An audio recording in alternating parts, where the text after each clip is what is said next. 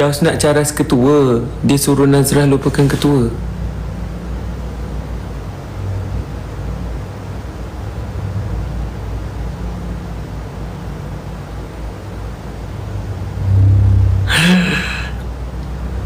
Cakap dekat Daus,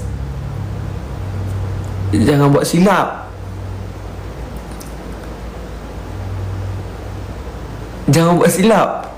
Sebab Yang dia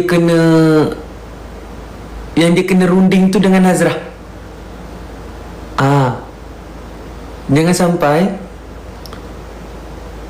satu kepala dia dekat Rawang, satu lagi dekat Sabah. Itu dengan 3 kg baru sebelah. Kalau dia kena lagi sebelah 6 kg. Kena grip dia pusing balik. Tak tahulah.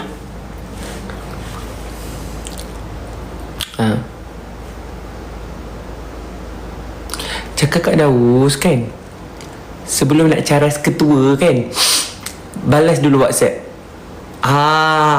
Balas dulu WhatsApp. Dah lah 3 kali keluar tak jadi. Dia ghostingnya. Lepas tu disidai kan. Dah lah sidai nasib baik. Sidai kalau dekat mall kan. Kalau sidai dekat Padang MPK, memang aku terbang pergi Cyberjaya.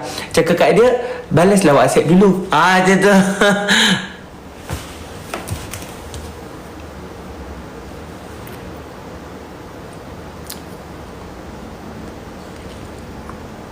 Hai ketua.